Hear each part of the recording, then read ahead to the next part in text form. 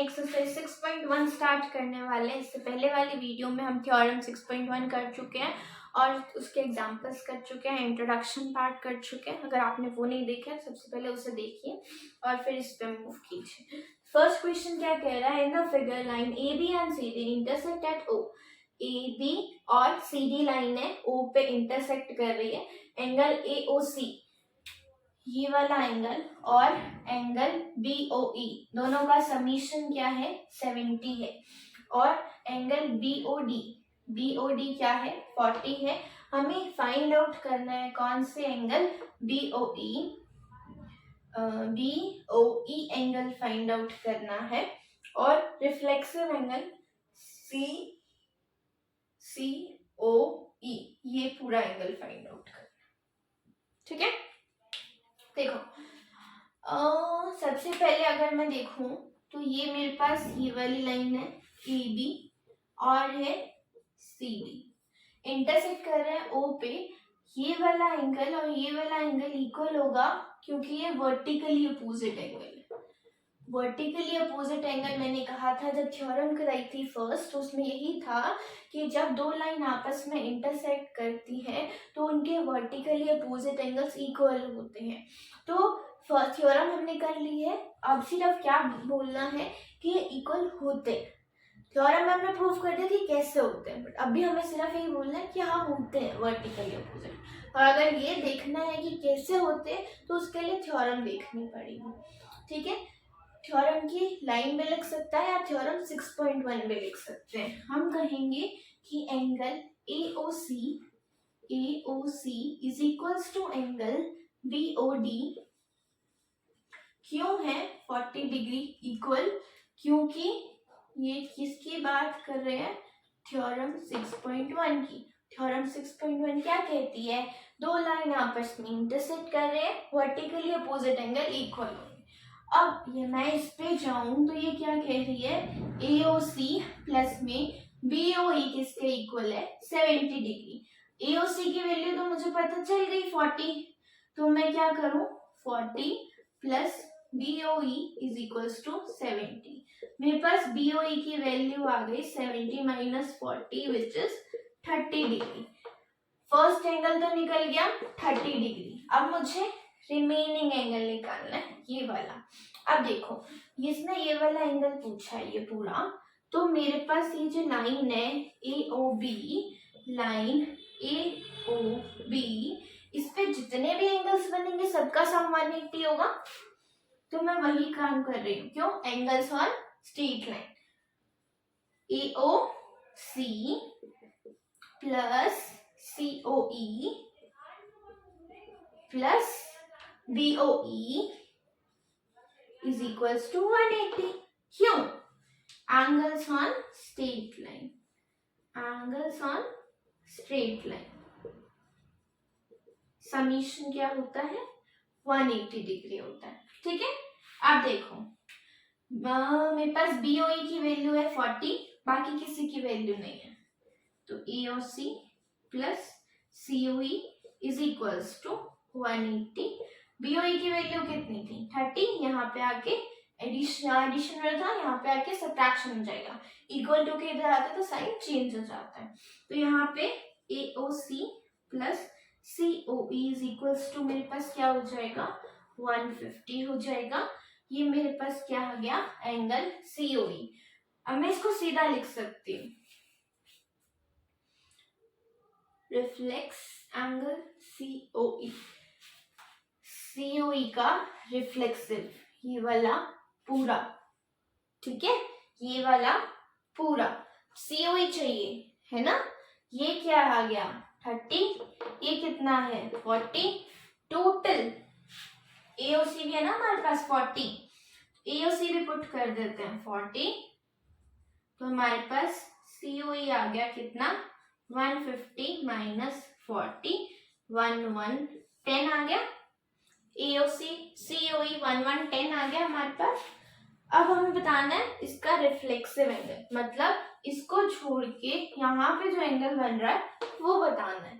तो जब ये 110 है और पूरा एंगल कितना होता है 360 होता है ना, पूरा एंगल कितना होता है 360 होता है। मैं यहाँ पे कर देती हूँ COE को अलग ले लूं, COE प्लस में रेस्ट ऑफ पूरा एंगल ले लूं,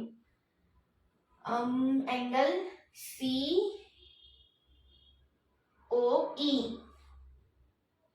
पूरा rest of reflex angle COE, यहाँ लिखना पड़ेगा रिफ्लेक्स एंगल क्या होगा सम 360। जब एंगल COE है मेरे पास कितना 1110, तो मैं यहाँ 1110 पुट करूंगी, यहाँ पे मेरे पास रिफ्लेक्स आ जाएगा एंगल COE का, कितना आएगा रिफ्लेक्स COE कितना आ जाएगा 360 minus 1110 which is 250 degree. 250 degree क्या आ गया मेरे पास रिफ्लेक्स एंगल COE, जो मुझे चाहिए था 250 डिग्री। दोनों के आंसर निकल गए, BOE 30 एंड COE 250। अब हमें कैसे पता चला कि रिफ्लेक्स एंगल क्या होता है? रिफ्लेक्स एंगल मैंने बताया था, वो क्या कह रहा है COE का रिफ्लेक्स, COE को छोड़ के जो पूरा एंगल बन रहा है उसका क्या होगा, क्या एंगल होगा, इसका मतलब है रिफ्लेक्स एंगल COE। ठीक है, क्वेश्चन नंबर 2 आ गया। क्या कह रहा है XY हमारे पास लाइन है और MN हमारे पास लाइन है, इंटरसेक्ट कर रहे हैं 8 पॉइंट O पे। इफ POQ इज 90, यहाँ पे हमारे पास P है, POY is 90 and ratio of A and B is 2:3। हमें C एंगल फाइंड आउट करना है कि C क्या होगा।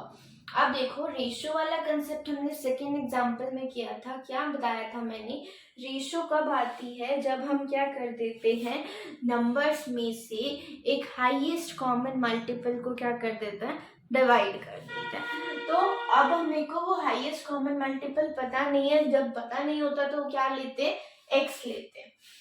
अब ये 90 है, तो अगर मैं देखूं तो ये वाला एरिया भी 90 होगा। अगर ये नहीं पता है तो हम करके दिखा देते हैं। क्या कह रहा है, अगर हम इसको सिर्फ दो एंगल ले, एक ये वाला एक ये वाला, तो हमारे पास क्या आ जाएगा angle XOP plus angle POY is equals to 180। क्यों? लीनियर पेयर्स होंगे। ठीक है, क्यों अभी सिर्फ दो एंगल की बात कर रहे हैं, ये नहीं सोचना है कि इस वाले एंगल्स को इंक्लूड करके कैसे लीनियर पेयर बन सकता है। तो ये नहीं देख रहे हैं हम, सिर्फ 90 डिग्री वाला एंगल दिख रहे हैं एक्स स्क्वायर पे। ठीक है, तो इनका एंगल क्या होगा 180 होगा। POY की वैल्यू तो मुझे 90 गिवन है, तो मैं यहाँ पे 90 वैल्यू पुट कर दूंगी, तो मेरे पास यहाँ से XOP की वैल्यू आ जाएगी 90 डिग्री, क्योंकि ये 90 इधर प्लस हो रहा है तो जाके माइनस हो जाएगा। हमारे पास ये वैल्यू आ गई 90।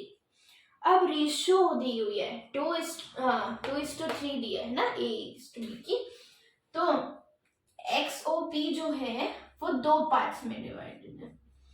XOP एंगल जो है वो दो पार्ट्स में डिवाइडेड है, XOM प्लस MOP।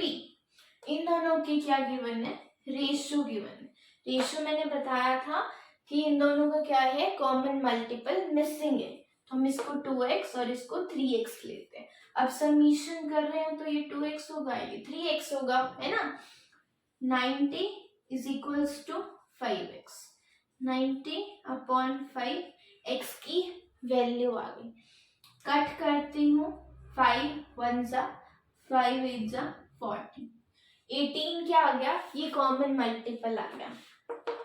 इसका मतलब मुझे इसकी वैल्यू चाहिए तो मुझे 2 into 18 करना है, इसकी वैल्यू चाहिए तो 3 into 18 करना है। ठीक है, अब मैं क्या निकालती हूँ, मैं b की वैल्यू निकाल लेती हूँ। क्यों?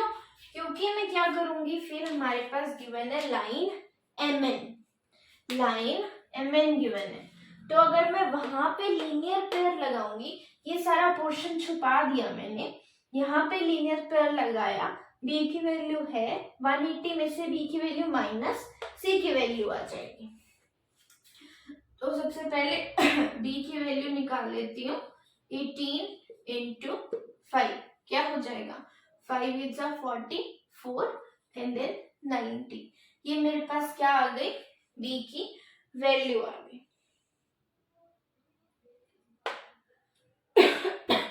ओके, अब देखो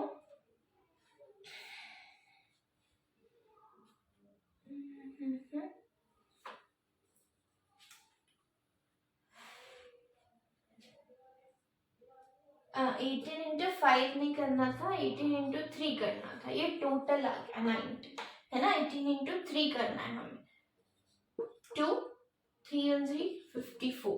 डी की वैल्यू क्या आ गई मेरे पास, 54 आ गई। अब मुझे सी की वैल्यू निकालनी है। लाइन मेरे पास क्या है, लाइन एम एन है। अब उस पे दो एंगल बन रहे हैं, सीधा लिख देती हूँ, बी प्लस सी एंगल बन रहे हैं, दोनों का सम 180 है क्योंकि लीनियर पेयर है, ठीक है। डी की वैल्यू मेरे पास 54 है, सी की वैल्यू मुझे नहीं पता है। सी की वैल्यू 180 में से जब हम 54 को माइनस करेंगे तो 126 मेरे पास क्या आ जाएगा, सी की वैल्यू आ जाएगी, ठीक है।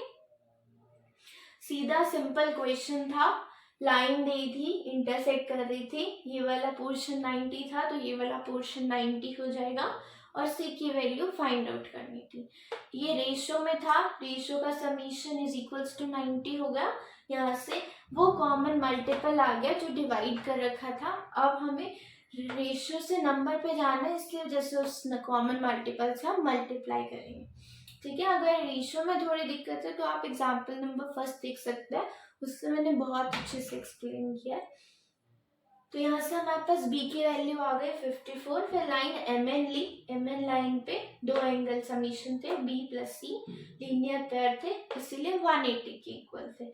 यहाँ से b की वैल्यू पुट करी तो c की वैल्यू आ गई 126। 3 क्या कह रहा है, figure this PQR is equals to PRQ, then prove that PQS is equals to PRT। हमें क्या प्रूव करना है कि PQS और PRT क्या है, इक्वल है। सबसे ज्यादा दिक्कत आती है प्रूफ वाले क्वेश्चंस में, क्योंकि पता नहीं चलता कि करना क्या है, ठीक है। अगर एक्स वाई निकालना होता तो हम इजीली निकाल लेते हैं, बट प्रूफ वाले क्वेश्चन दिक्कत आती है कि स्टार्टिंग कहाँ से करनी है, ठीक है। तो हम देखते हैं कि हमें क्या गिवन है, जो हमें गिवन होता है उसका यूज करते हैं हम, क्योंकि वो हमें गिवन है इसलिए ताकि हम उसकी हेल्प लेके क्या कर सके, सॉल्यूशन कर सके। अब देखो ये हमारे पास क्वेश्चन गिवन है, इसमें थोड़ी सी एक प्रॉपर्टी यूज हो रही है जिसको कहते हैं एक्सटीरियर एंगल प्रॉपर्टी।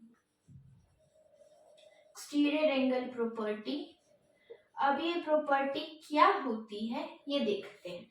अगर मैं इस वाले एंगल को नाम दे देती हूँ x, और मुझे एक्सटीरियर एंगल प्रॉपर्टी देखनी है कि क्या होती है। एक्सटीरियर एंगल प्रॉपर्टी क्या होती है कि अंदर वाले दो एंगल का सम, इस वाले और इस वाले का सम बाहर वाले एंगल के इक्वल होगा। मतलब x प्लस ये वाला एंगल पी क्यू आर किसके इक्वल होगा, बाहर वाले एंगल के सम के, पी आर टी के, पी आर टी की। ये क्या होती है, एक्सटीरियर एंगल प्रॉपर्टी होती है। सेम इस साइड से ले लूं, x plus P R Q, P R Q किसके इक्वल होगा, बाहर वाले एंगल के, थर्ड साइड वाले, है ना, पी क्यू एस। ये कहती है एक्सटीरियर एंगल प्रॉपर्टी, क्या कहती है कि दो एंगल का जो समीशन होगा वो बाहर वाले एंगल के इक्वल होगा। दो एंगल का जो समीशन होगा वो बाहर वाले एंगल के इक्वल होगा, ये कहती है एक्सटीरियर एंगल प्रॉपर्टी। अब इस क्वेश्चन में हम एक्सटीरियर एंगल प्रॉपर्टी कैसे यूज करेंगे, देखो इक्वेशन तो हमारे पास आई हुई है, ये फर्स्ट इक्वेशन हो गई, ये सेकेंड इक्वेशन हो गई।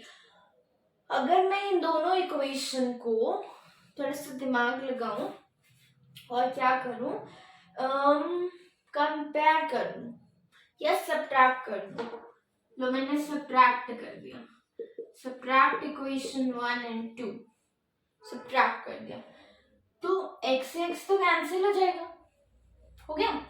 अब क्या बच गया, P Q R minus P R Q is equals to P R T minus P Q S S.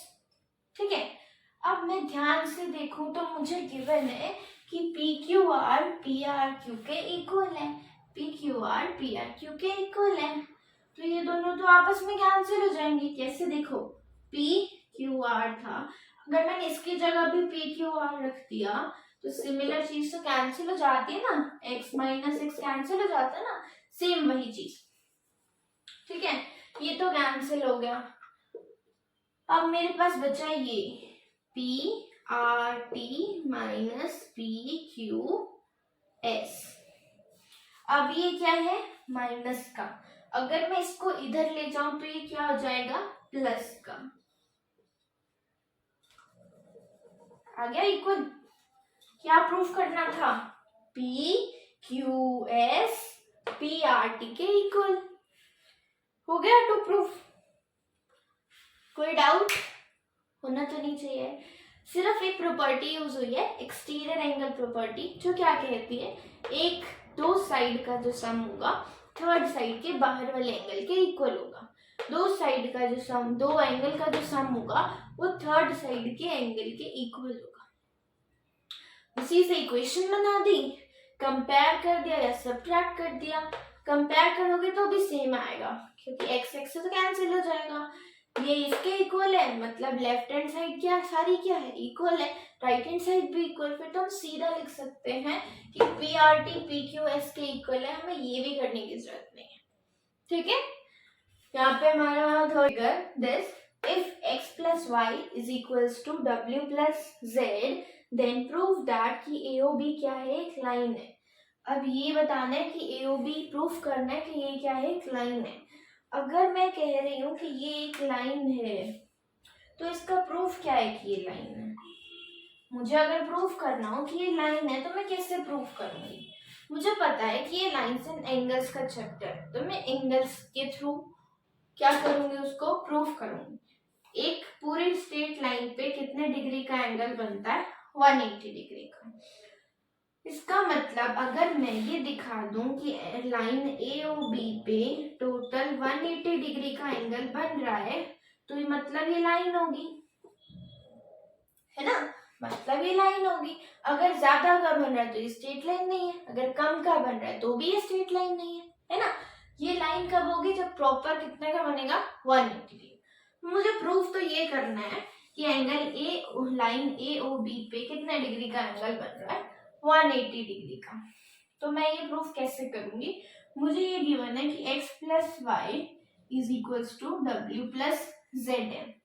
ठीक है, तो अभी तो मेरे पास कंप्लीट एंगल है, तो अगर मैं कंप्लीट एंगल कर दूं x plus Y plus w plus Z is equals to 360।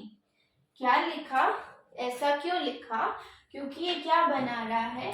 एक पॉइंट जो होता है ना, उसका पूरा 360 डिग्री का एंगल होता है। इसको बोलते हैं क्या? Complete angle. उस कंसेप्ट का मैंने यूज किया है। ब्रैकेट में लिखूंगी कंप्लीट एंगल। ये लिखना जरूरी होता है क्योंकि हम मान के चलते कि एग्जामिनर को कुछ नहीं पता, सब कुछ हम बताएंगे उसे। ठीक है, ये सच होता है, सब कुछ हमें बताना होता है, और अगर हम नहीं बताते हैं, अगर हम उसको समझदार समझते हैं तो हमारे नंबर काट लेता है। ठीक है, तो ये लिखना है x plus Y plus W plus Z is equals to 360। अब मुझे पता है कि ये इसके इक्वल है, तो अगर मैं w प्लस जेड को रिप्लेस कर दूं x प्लस वाई से, रीजन लिखेंगे x plus Y is equals to w plus Z, क्योंकि एग्जामिनर को कुछ भी नहीं आता है। ठीक है, अब यहाँ पे क्या हो गया? Double x double y 360। अब 2 मैंने ले लिया कॉमन, 360। अब ये 2 यहाँ पे क्या हो रहा है? मल्टीप्लाई, यहाँ पे जाके क्या हो जाएगा? डिवाइड, कैंसिल हुआ तो 180। ये मेरे पास क्या आ गया? x plus Y is equals to 180, और x और y किस पे बन रहे हैं? लाइन AOB पे। इसका मतलब मेरे पास आ गया कि लाइन AOB पे 180 डिग्री का एंगल बन रहा है। इसका मतलब क्या है, AOB क्या है, एक स्ट्रेट लाइन है। ये मेरे पास प्रूव हो गया, ये मेरे पास प्रूव हो गया। अगर आप नीचे से लेना चाहते थे कि W plus Z is equals to 180 आ जाए, वो भी आ जाएगा। फिर x प्लस वाई की जगह W प्लस जेड रिप्लेस करना पड़ेगा, सिंपल। ठीक है, अब हम देखते हैं क्वेश्चन नंबर 5। क्वेश्चन नंबर 5 क्या कह रहा है, in figure POQ is a line. POQ एक लाइन है, OR उस पे परपेंडिकुलर है, PQ पे ये परपेंडिकुलर का साइन होता है। OS is another ray lying between OP and OR के बीच में हमारे पास OS है। प्रूव करना है कि ROS is equals to half angle QOS minus POS। घबराना नहीं है कि ये क्या है, कैसे प्रूव होगा, सीधा जो जो गिवन है लिखते जाओ। क्या गिवन है, परपेंडिकुलर है ना, ये वाला एंगल 90, तो सोचो इन दोनों का सम भी क्या होगा, 90 होगा। मतलब ये दोनों क्या होंगे, इक्वल होंगे। तो अगर मैं लिखती हूँ कि POR is equals to ROQ is equals to 90 degree, गलत तो नहीं है ना, बिल्कुल ठीक है। अब देखो POR जो है वो दो एंगल से मिलके बना है। कौन कौन से, POS प्लस में कौन सा, SOR। जो एंगल POR है वो दो एंगल से मिलके बना है, POS और SOR। और ROQ को अगर मेरे को ROS दो चाहिए है ना, तो मैं अगर इसको ROQ को लिख दूं, क्या लिख दूं कि मैंने ROQ क्या लिख दिया, SOQ माइनस SOR। तो क्या कुछ गलत है, नहीं। इसको माइनस करके भी ROQ आएगा। मैंने इसको क्यों लाया, क्योंकि मुझे क्या चाहिए, SOQ चाहिए, मेरी इक्वेशन में है। इसको जरूर ध्यान में रखना और हर एक स्टेप इसके अकॉर्डिंग चलना है। SOQ मुझे चाहिए, इसे मैंने SOQ लिखा। SOQ में से अगर मैं ये वाला पोर्शन माइनस कर दूंगी तो फिर भी मेरे पास ROQ ही आएगा। देखो POS एज इट इज रखा, plus SOQ as it is नहीं रखा। इधर भी SOR है, इधर भी SOR है।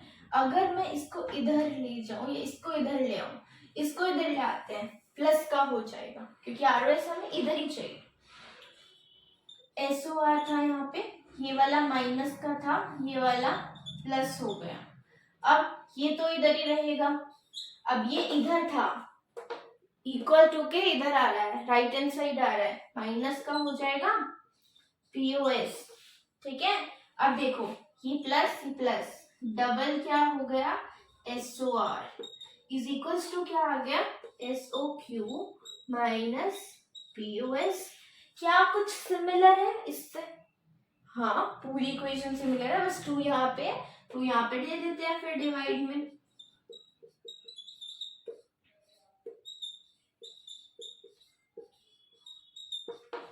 हो गया, 2 प्रूव हो गया, हेंस प्रूव हो गया, हेंस प्रूव हो गया, 2 प्रूव ये था, हेंस प्रूव हो गया। सिर्फ क्या करना है, इसको याद रखना है और स्टार्टिंग से क्वेश्चन रीड करना। फर्स्ट स्टेप में उसने बोल दिया था परपेंडिकुलर है, परपेंडिकुलर तो ये वाला सेक्शन 90, ये वाला सेक्शन 90 है, दोनों लिख दिया 90। उसके बाद POR में दो एंगल आ रहे हैं, दो एंगल लिख दिए। अब ROQ को रिप्लेस कर दिया, क्यों, क्योंकि मुझे SOQ चाहिए था। SOQ की एग्जिस्टेंस कहाँ से आएगी, यहीं से तो आएगी ना, कि SOQ ले लिया, उसमें से ROS माइनस कर दिया, फिर भी ROQ आ रहा है, यहाँ से उसकी एग्जिस्टेंस ले आए। अब ये इधर माइनस का था, इधर आके प्लस का हो गया, तो यहाँ डबल हो गया, और हमें डबल ही चाहिए था। इसको एक स्टेप पीछे करके देखा करो, ये 2 मैं यहाँ पे ले आई, मेरे पास इक्वेशन बन गई double ROS is equals to angle QOS minus angle POS। ये ध्यान में रखो, मुझे ये लाना है, 2 तो उधर बाद में ले जाऊंगी। ठीक है, ये वाली इक्वेशन में यहाँ से आ गई, ठीक है, एसओ आर आ गया, एसओ क्यू आ गया, पीओएस आ गया। अब यहाँ पे डबल था, यहाँ पे जाके डिवाइड हो गया, हेंस प्रूव हो गया। अब हम देखते हैं next question, last question exercise का, क्वेश्चन नंबर 6। क्वेश्चन नंबर 6 की हमें फिगर नहीं गिवन, हमें इंफॉर्मेशन गिवन है, उसके अकॉर्डिंग हम क्या बनाएंगे, फिगर बनाएंगे। अब देखो हमें उसने सबसे पहले एक एंगल दिया है जिसका नाम है एक्स वाई जेड। उसने कहा है कि एंगल एक्स वाई जेड क्या है, 64 है। अब तो हम एंगल एक्स वाई जेड बना देते हैं, ठीक है। हम क्या बनाएंगे, एंगल एक्स वाई जेड बना रहे हैं, तो हमने एक्स यहाँ ले लिया, वाई यहाँ ले लिया और जेड यहाँ ले लिया। अब एक्स वाई जेड उसने कितना कहा है, 64 डिग्री का एंगल है। उसके बाद वो कह रहा है कि एक्स वाई को प्रोड्यूस कर दो पी तक, उसको पी तक आगे प्रोड्यूस कर दिया हमने, कहाँ तक, पी तक। ये आगे प्रोड्यूस हो गई पी तक, स्ट्रेट लाइन, ये स्ट्रेट लाइन आगे पी तक प्रोड्यूस कर दी। उसके बाद क्या कह रहे हैं, ड्रॉ फिगर, फिगर ड्रॉ करो, इंफॉर्मेशन से जो भी गिवन थी अभी तक इतनी हमारी फिगर ड्रॉ हुई है। उसने क्या कहा है, रे वाई क्यू है, बाइसेक्ट कर रही है जेड वाई पी को, जेड वाई पी को बाइसेक्ट कर रही है क्या, वाई क्यू, ये वाई है तो ये क्यू हो गई। अब बाइसेक्ट कर रही है तो इसका मतलब क्या है, दो इक्वल एंगल्स बना रही है, ये और ये वाला एंगल इक्वल है। हमें क्या फाइंड आउट करना है, एक्स वाई क्यू और reflex X Y Q, oh sorry Q Y P, ठीक है। तो अब हम निकालना शुरू करते हैं, X Y Q, X Y Q.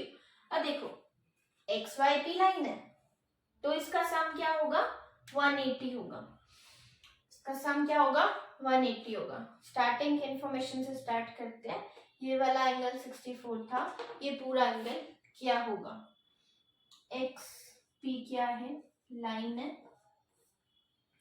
तो angle X Y Z plus angle P Y Z 180 degree होगा, लीनियर पेयर बना रहे, डन है। उसके बाद ये वाला एंगल हमें गिवन है 64, तो हमारे पास पी वाई जेड आ जाएगा 180 माइनस 64, तो पी वाई जेड आ गया, 180 में से माइनस कर देंगे, यहाँ पे तो आ गया 6, यहाँ 116 आ गया, 116 मेरे पास ये पूरा एंगल आ गया, ठीक है। अब उसने कहा है कि ये एंगल बाइसेक्टर है, मतलब उसको दो इक्वल पार्ट्स में डिवाइड कर रहा है।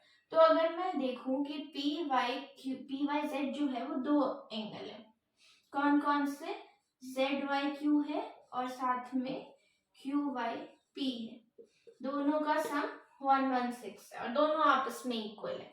हमें कौन सा चाहिए, एक्स वाई क्यू चाहिए, मेरे को चाहिए एक्स वाई क्यू, तो मुझे ये वाला एंगल निकाल दूं मैं, है ना। ये वाला एंगल क्या है, Z Y Q, Z Y Q, तो मैं क्या कर दूं, इसकी जगह क्या लिख दो, जेड वाई क्यू लिख दो, Z Y Q plus Z Y Q is equal to 116, double Z Y Q is equal to 116, Z Y Q की वैल्यू आ गई 116/2, 58 डिग्री, 58 डिग्री आ गई मेरे पास क्या, जेड वाई क्यू, इसकी वैल्यू आ गई 58, ये भी क्या है 58, ये हो गया डन। अब मुझे निकालना है reflex of X Y P, X Y P, reflex हमने देखा है क्या होता है, उस वाले एंगल को छोड़ के पूरा जो कंप्लीट एंगल बनता है, पूरा कंप्लीट एंगल कितने का होता है, 360 का, ये वाला एंगल छोड़ के किसका रिफ्लेक्स निकाल, माइनस कर दो 58 डिग्री, क्या निकलेगा, रिफ्लेक्स निकलेगा इसका, इसको माइनस करेंगे क्या आएगा, यहाँ से 2, 50 माइनस कर दिया, देन 8 माइनस कर दिया, 292,